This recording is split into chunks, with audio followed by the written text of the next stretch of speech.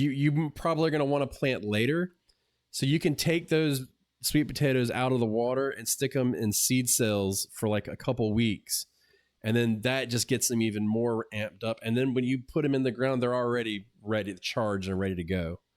So that's basically, and you just I leave the heat mat on the whole time they're on there. Hmm. Wanda is in Oregon. Where in Oregon? Was it Portland? Coastal. Okay. I was trying to look up as you were going through the exact steps that I go through, including putting those. I don't necessarily look for the potato plants, the potatoes that have they're chitting already, that have some sprouts. I've not done that. I've not been anti that. I've just not done that. But I absolutely on the other end put the sweet potato slips that have rooted. I pull them out of the water and put them in like seed cells in like soil in a container Yeah. because I want to ease the transition into the garden. I It looks like using Portland, Oregon, it's something like, and this is just a reference, like 140 like frost-free days. That's tough. So Wanda could be getting a frost as early as September, and the last frost could be as late as sometime in maybe May. So that's not a lot of time. Whereas my frost dates kind of go from mid April through like October is going to generally be frost free.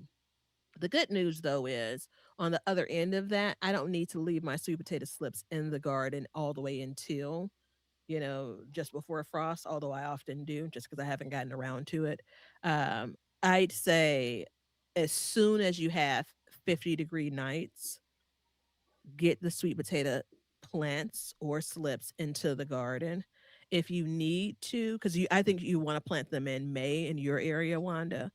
If you need to provide some level of cover to ensure those plants aren't getting kind of frost on them, if you have some like maybe chillier nights, even nights that are in the 40s could like set the sweet potato plants back.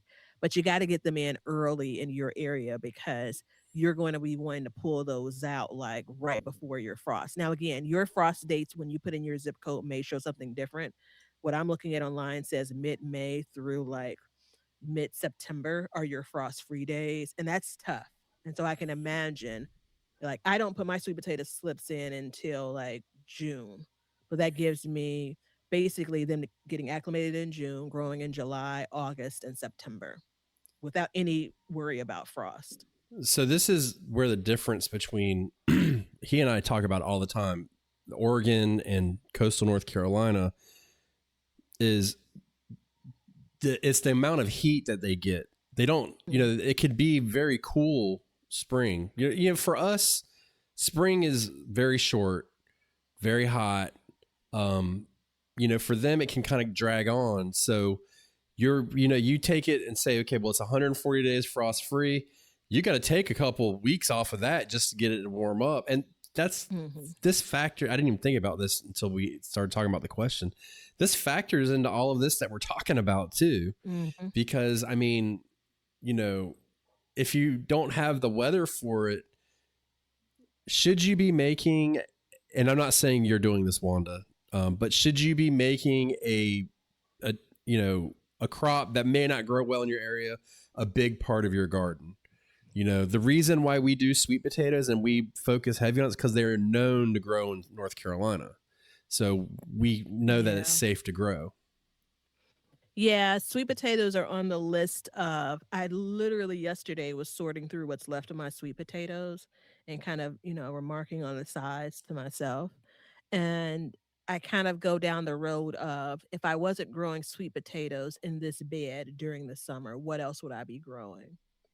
Because it's not a big booming crop. I get way more from my white potatoes that I grow and most everything else I grow in the summer, but there's nothing like a sweet potato. My All of my white potatoes that are left are chitting now. My sweet potatoes are holding on, right?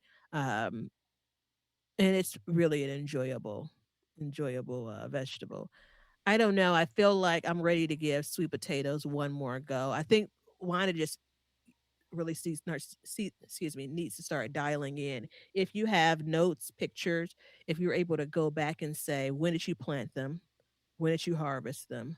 Last year, the year before, however many years you've been growing it, and then tweak that